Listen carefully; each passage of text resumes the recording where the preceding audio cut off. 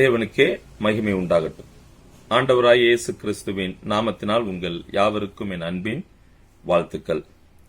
Exodus டிவியின் அருளுரை துளிகள் என்ற நிகழ்ச்சியின் வாயிலாக இந்த காலை வேளையில் தேவனுடைய வார்த்தையோடு உங்களை சந்திப்பதிலும் நான் மிகுந்த மகிழ்ச்சி அடைகின்றேன்.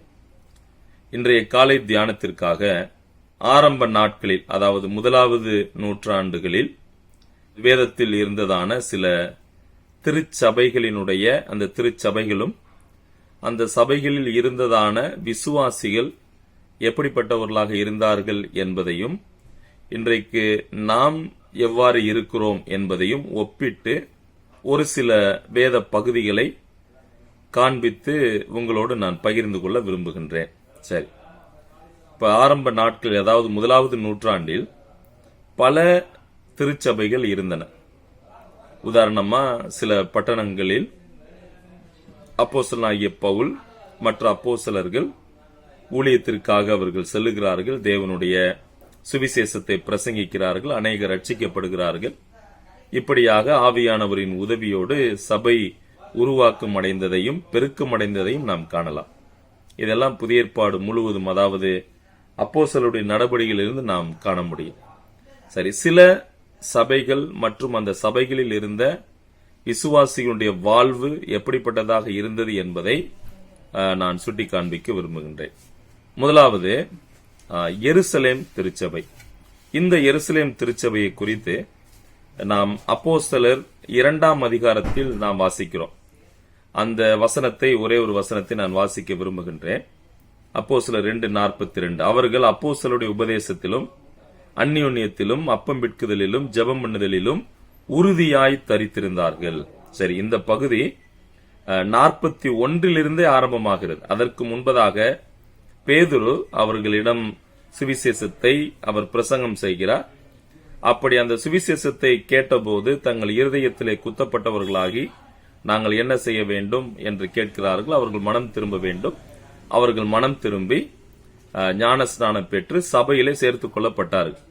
அப்படி அவர்கள் சபையில் சேர்த்துக் கொள்ளப்பட்டதற்கு பின்பதாக அந்த சபையினுடைய நடவடிக்கைகளில் இதுவும் ஒன்று. என்ன என்று கேட்டால் ஜெபம். சரி, இப்ப 42வது வசனத்தில் அவர்கள் யார் ஆண்டவராகிய இயேசுவை சொந்த இரட்சகராக ஏற்றுக்கொண்டு சபையில் இணைக்கப்பட்டார்களோ அவர்கள் 4 காரியத்தில் உறுதியாய் தரித்திருந்தார்கள் என்று நாம் வாசிக்கிறோம்.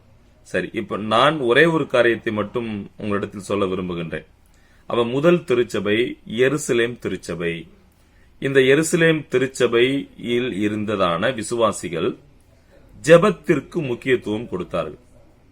ஜெபமே அவர்களுடைய வாழ்வில் ஜீவனாக இருந்தது, வெற்றியை கொண்டு வந்ததாக இருந்தது. அப்போஸ்தலர் நடபடிகள்ல ஜெபம் என்றதான வார்த்தை பல இடங்களில் வருவதை நாம் காணலாம். உதாரணமா 1ஆம் அதிகாரம் 14வது வசனம், இப்போது வாசித்த 2ஆம் அதிகாரம் 42வது வசனம், 4ஆம் அதிகாரம் 31வது வசனம், 12ஆம் அதிகாரம் 5வது வசனம், 20ஆம் அதிகாரம் 36. இது போன்ற பல வசனங்கள் அவர்கள் எவ்வாறு ஜெப வாழ்வை வாழ்ந்தார்கள் என்பதை குறிக்கின்றது. இன்னும் உதாரணமா சொல்ல போனால் 12ஆம் அதிகாரம் 5வது வசனம் இப்படியாய் சொல்லுகிறது. அப்போஸ்தலர் 12:5 அந்த வசனத்தையும் நான் வாசிக்கின்றேன். அப்படியே பேதுரு சிறைச்சாலையிலே காக்கப்பட்டிருக்கையில் சபையார் அவனுக்காக தேவனை நோக்கி ஊக்கத்தோட ஜெபம் பண்ணினார்கள். அப்ப இந்த எருசலேம் திருச்சபை ஜெபிக்கிறவர்களாக அல்லது ஜெபிக்கக்கூடிய விசுவாசிகளாக அவர்கள் இருந்தார்கள். அவர்கள் எல்லாவற்றிற்குமே ஜெபம்தான் முக்கிய பங்கு வகித்தது. அதாவது they gave much importance to prayer. ஜெபத்திற்கு அதிக முக்கியத்துவம் கொடுத்தார்கள். இங்கே பாருங்கள், பேதுரு, அதாவது யோவானுடைய சகோதரனாய் யாக்கோபை பட்டயத்தினால் கொலை செய்தார்கள். பேதுருவையும் பிடித்து சிறையில் அடைத்தார்கள். ஆனால் அவர்கள் செய்த ஒரே ஒரு காரியம் ஜெபம். சோ ஜெபத்தினால் அவர்கள் அற்புதங்களை அவர்கள் கண்டார்கள். ஜெபமே அவருடைய வாழ்வில் முக்கியமானதாக இருந்தது. they followed Christ example. இயேசு கிறிஸ்துவின் உதாரணத்தை கூட அவங்க ஃபாலோ பண்ணாங்க. அதாவது when Jesus Christ was on this earth, he prayed for everything. அதாவது இயேசு கிறிஸ்து மனிதனாக இந்த உலகத்தில் வந்தபோது தன் பிதாவின் சித்தத்திற்கு அவர் கீழ்ப்படிந்து நடந்தார். அவர் செய்யக்கூடிய எல்லாவற்றைக்கும் முன்பதாக அவர் பிதாவிடம் ஜெபிக்கிறதை நாம் காணலாம். சோ அந்த ஒரு நல்ல உதாரணம் இந்த எருசலேம் திருச்சபையில் இருந்த விசுவாசிகளிடம் இருந்தது. சரி, அப்ப முதல் அந்த சபை விசுவாசிகள் யாருன்னா எருசலேம் சபையில் இருந்த விசுவாசிகள். இவர்கள் எப்படிப்பட்டவங்களா இருந்தாங்க? அவர்கள் ஜெபிக்க கூடியவர்களாக இருந்தார்கள். இன்றைக்கு இதை நம் வாழ்வில், என் வாழ்வில் எடுத்துக்கொள்ளும் போது, நான் சார்ந்திருக்கக்கூடிய சபையின் விசுவாசிகள் நான் ஜெபத்திற்கு முக்கியத்துவம் கொடுக்கக்கூடியவர்களாக இருக்க வேண்டும் என்பதை நாம் கற்றுக்கொள்ளலாம். இரண்டாவது ஒரு வசனத்தை நான் வாசிக்க விரும்புகின்றேன்.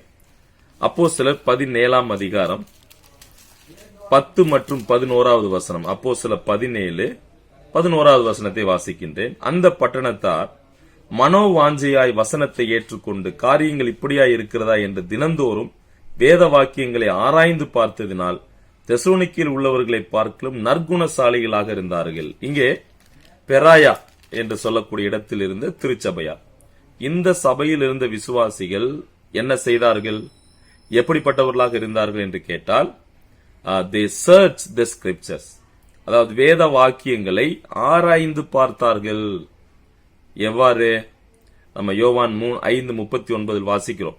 வேத வாக்கியங்களை ஆராய்ந்து பாருங்கள், அவைகளினால் உங்களுக்கு நித்திய ஜீவன் உண்டு. சரி, இவர்கள் வேத வாக்கியங்களை ஆராய்ந்து பார்த்தார்கள். சரி, இது நமக்கும் கூட நல்ல ஒரு பாடம். we should learn God's word, we should search scripture. வேத வாக்கியங்களை நாமும் ஆராய வேண்டும், படிக்க வேண்டும். ஏன் அப்படின்னா, it is powerful and living. இது வல்லமையும் ஜீவனுமானது. இது செயல்படக்கூடியது. It is an active. It gives life. It convicts us. அது நம்மை உணர்த்தக்கூடியதாக இருக்கிறது. சரி, இவர்கள் எதை ஆராய்ந்து பார்த்தார்கள் என்று கேட்டால், பவுல் என்ன பிரசங்கித்தாரோ, வேதம் என்ன சொல்லுகிறதோ, இதெல்லாம் சரியானதா, இது சரியான உபதேசமா என்பதை அவர்கள் ஆராய்ந்து பார்த்தார்கள். சோ இதுவும் கூட இன்றைக்கு நாம் நல்ல காரியங்களாக நாம் எடுத்துக்கொள்ளலாம். என்ன? ஒரு போதனையை நாம் கேட்கும் போது, போதிக்கப்படும் போது, அது வேதத்தின்படி இருக்கிறதா, வேதத்தின்படி சரியானதா, சத்தியத்தின்படி இருக்கிறதா என்பதை நாம் ஒப்பிட்டு பார்க்க வேண்டும், அறிந்து கொள்ள வேண்டும். அதுதான் ஆராய்ந்து பார்த்தல் என்று பொருள். மூன்றாவது ஒரு திருச்சபை 1 தெசலோனிக்கேயர் 1 அதிகாரம் 7வது வசனம் இப்படியாய் சொல்லுகிறது. 1 தெசலோனிக்கேயர் 1 அதிகாரம் 7வது வசனம். சரி, இப்ப இந்த நிருபத்துல, இந்த வசனங்கள்ல நம்ம தெசலோனிக்கே திருச்சபையார் எவ்வாறு இருந்தார்கள் அப்படின்னு பார்க்கிறோம். 7வது வசனம், இவ்விதமாய் மக்கதோனியாவிலும் மகாயாவிலும் உள்ள விசுவாசிகள் யாவருக்கும் மாதிரிகள் ஆனீர்கள். சோ இங்கே தெசலோனிக்கே திருச்சபையார் மற்றவர்களுக்கு ஒரு முன்மாதிரியாக ஜீவித்தார். அதாவது ஒரு எக்ஸாம்பிளரி லைஃப். இவருடைய வாழ்வை பற்றி 2வது வசனம் இருக்கிறது. என்ன? இவர்கள் எப்படிப்பட்டவங்களா இருந்தாங்க அப்படின்னா, விசுவாசத்தில் கிரியை உள்ளவங்களா இருந்தாங்க, ஒர்க் ஆஃப் ஃபெய்த். 2வது, அவர்கள் அன்பில் பிரயாசம் இருந்தது, லேபர் ஆஃப் லவ். 3வது, பேஷன்ஸ் ஆஃப் ஹோப், நம்பிக்கையில் பொறுமை இருந்தது. சோ இவ்வளவு நல்ல குணங்கள் இந்த தெசலோனிக்கே திருச்சபையில் இருந்த விசுவாசிகளிடம் இருந்தது. சோ இன்றைக்கு நாம் கற்றுக்கொள்ளக்கூடிய காரியம், மற்றவர்களுக்கு முன் உதாரணமாக இப்படிப்பட்ட காரியங்களில் நீங்களும் நானும் வாழ வேண்டும். அதாவது நம்முடைய விசுவாசத்தை நற்கிரியைகளில் காண்பிக்க வேண்டும். அந்த அன்பினுடைய பிரயாசம் அவசியம். அவருடைய நம்பிக்கைக்கான பொறுமை அவசியம். 4வது, கொலோசியர் 1 அதிகாரம் 3 மற்றும் 8வது வசனத்தில் அன்பினால் அறியப்பட்ட சபை, அதாவது அந்த சபையில் உள்ள மக்கள் அன்பினால் மற்றவர்களால் அறியப்பட்டார்கள், அவர்கள் அன்பை வெளிக்காண்பித்தார்கள் என்று நாம் வாசிக்கிறோம். சரி, இதே போல பல சபைகளும் பல சபையுடைய விசுவாசிகளும் புதிய ஏற்பாட்டில் பல உதாரணங்களை நாம் காணலாம். சரி, அப்ப அந்த விதத்தில் 4 உதாரணங்கள் இன்றைக்கு நாம் கற்றுக்கொண்டோம். முதலாவதாக, எருசலேம் திருச்சபையில் இருந்த மக்கள் அவர்கள் என்ன செய்தார்கள் என்று கேட்டால், ஜெபத்திற்கு முக்கியத்துவம் கொடுத்தார்கள். 2வது சபையை குறித்து நாம் அந்த சபை மக்களை பார்க்கும்போது, பெராயா பட்டணத்தில் இருந்த சபை மக்கள் வேத வாக்கியங்களை ஆராய்ந்து பார்த்தார்கள். 3வது, தெசலோனிக்கே திருச்சபை, அங்கிருந்த விசுவாசிகள் மற்றவர்களுக்கு முன்மாதிரியான ஒரு வாழ்வு ஜீவியம் வாழ்ந்தார்கள். 4வதாக, கொலோசே சபை அன்பினால் அறியப்பட்ட சபை. சரி, இதை நாம் கற்றுக்கொள்வோம். நமது வாழ்விலும் இந்த ஆரம்ப அல்லது ஆதி திருச்சபையார் அந்த விசுவாசிகள் வாழ்ந்த வாழ்வை போல நீங்களும் நானும் வாழவும், ஆண்டவருடைய நாமம் மகிமைப்படவும் அவர் நமக்கு உதவி செய்யட்டும். இந்த காரியங்களை கற்றுக்கொண்டு அதன்படி வாழ ஆண்டவர் நம்ம ஒருவருக்கும் உதவி செய்வாராக. தேவநாமம் மகிமைப்படட்டும். ஆமென்.